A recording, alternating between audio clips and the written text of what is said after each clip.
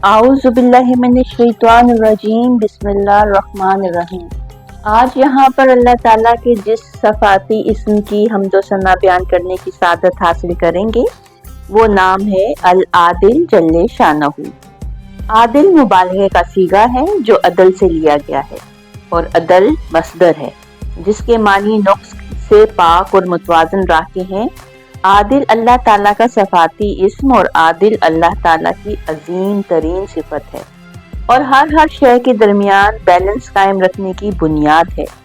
अदल के मानी तनासुब हैं, तवाज़न है, अमल हो, मेहनत और जज़ा और सज़ा में जो जिस कदर मुस्तहिक है इसे वही मिलना चाहिए। अगर इस्तेहकाक से कम दिया तो नाइंसाफ़ी है, इस्तेहकाक के मुताबिक दिया तो अदल है, इंसाफ है, और अगर ज्यादा दे दिया तो एहसान है। यानी अज़ल से अबद तक के लिए आदिल हकीकी ने कायनात के इस पूरे निज़ाम को अदल पर कायम किया है ताकि असबाबे हयात में तवाज़ुन बरकरार रहे। वही अल्लाह है जिसने हक के साथ किताब और मीज़ान फरमाई। किसी भी कौम में माशरे की दुरुस्ती और ताज़ीम और अमन सुकून का ताल्लुक अदल पर है। यानी लेने और देने में तवाज़ुन, फर्ज और हक में तवाज़ुन, रिश्तों में, मामलात में, कारोबार में तवाज़ुन ही माशरे को पुरसुकून रख सकता है। ये तो इंसानी माशरे और बरादरी की बात है, लेकिन गौर किया जाए तो अल्लाह ताला ने अपनी तमाम तर मखलूक के दरमियान अदल के निज़ाम को ही कायम फरमाकर पूरी कायनात और इंसानी नज़रों से ओझल जो मखलूक़ात जानदार या बेजान चीज़ें हैं इनमें एक हिसाब और तनासुब रखा हुआ है। आसमान और ज़मीन और इनके दरमियान तमाम मखलूक़ात ये सब एक हिसाब के पाबंद हैं। फिज़ा में घूमने वाले तारे और सैयारे, ज़मीन पर करोड़ बरसों से पानी और खुश्की और इसमें सांस लेने वाली हज़ारों किस्म की मखलूक महज इसी इत्तेदाल और अदल पर जिंदा हैं। हर शय के दरमियान अदल ही हयात का सबब है। जिस दिन ये अदल, ये तवाज़ुन ख़त्म हो जाएगा, क़यामत आ जाएगी। पानी, हवा, गर्मी या सर्दी, दिन रात, ये सब इंसान के आराम और इसे जिंदा रखने के लिए हैं।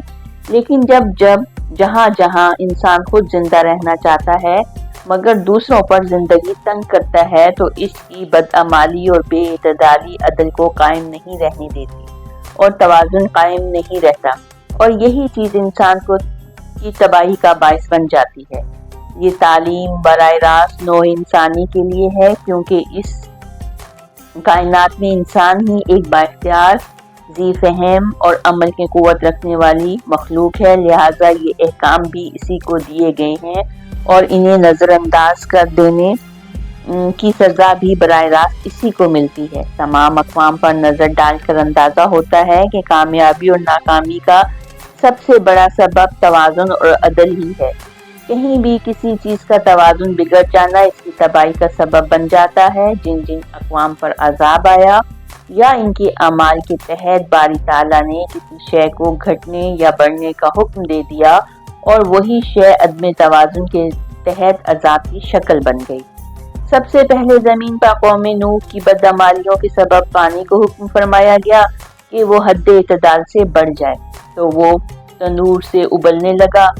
फिर आसमान और ज़मीन जलथल होते चले गए। इरशाद होता है, अल्लाह के हुक्म से आसमान बरसने लगा और ज़मीन से पानी उबलने लगा, तो ज़मीन पर पानी की सतह बुलंद होनी शुरू हो गई।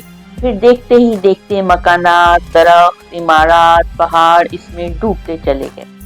कौम हूद के लिए थोड़ी सी हवा को बेतवाज़ुन कर दिया। इस बारे में कहा जाता है कि अल्लाह के हुक्म से हवा को एक सुई के नाके के बराबर आज़ाद होने का हुक्म मिला, जिसने पूरी कौम पर तबाही मचा दी। फिर कोई ताकत इसे रोकने वाली नहीं थी। इसने पहाड़ों तक को उठा कर पटख दिया। इस बारे में इरशाद फरमाया गया, हमने एक ऐसी तबाहकुन हवा भेजी जो जिस चीज़ पर से गुजर गई इसे बोसीदा करके रख दिया। इस वक्त अल्लाह ताला ने इन अक़वाम पर अज़ाब नाज़िल फरमाने के लिए अदल को ख़त्म नहीं कर दिया था, ना ये हुक्म दिया था कि पूरी ताकत से बरस जाओ, बल्कि पानी और हवा को सिर्फ अदना सा इशारा था जिसने इन कौमों को निस्तो नाबूद कर दिया। इस वक्त अल्लाह ताला अगर हवा और पानी को आज़ाद छोड़ देता तो इंसान इस तबाही और बर्बादी का अंदाज़ा ही नहीं कर सकता था। बल्कि शायद ज़मीन पर ज़िंदगी की कोई अलामत भी बाकी न रहती। इब्तदाई अक़वाम पर इनकी नाफरमानियों और बदअमालियों के सबब सज़ा और अज़ाब की कोई शक्ल हो या ज़मीन के किसी हिस्से में कभी भी सैलाब या ज़लज़ले हों, हादसात हों, वबाई अमराज या अमवात की कसरत हो, ये सब अल्लाह ताला के अदना से इशारे पर इसकी किसी शय का एतदाल ही से गुजरना है और कुछ भी नहीं, क्योंकि अदल व एतदाल ही हयात है और अदल का ना होना इंतशार, बेतरतीबी और फना है। अल्लाह ताला ने कायनात में सबसे पहले मीज़ान बनाई ताकि अशरफुल मखलूकात की पैदाइश से मौत और मौत के बाद हिसाब किताब और जज़ा और सज़ा तक तवाज़ुन कायम रहे।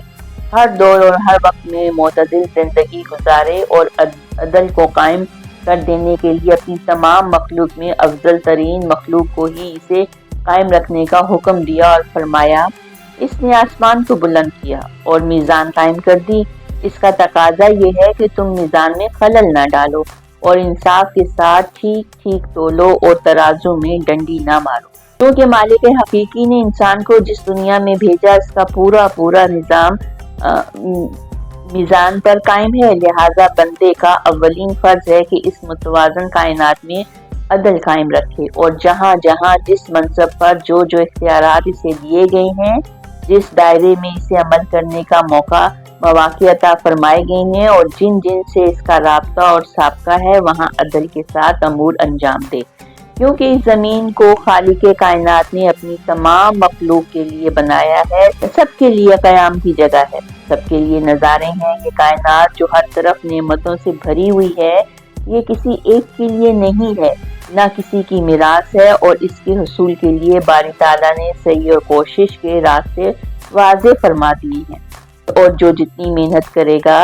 इतना ही सिला पाएगा। ये नहीं कि मेहनत चंद लोग करें और पूरा पूरा सिला इनका सरदार पाले और इन्हें सिर्फ भूख मिटाने को रोटी मिले।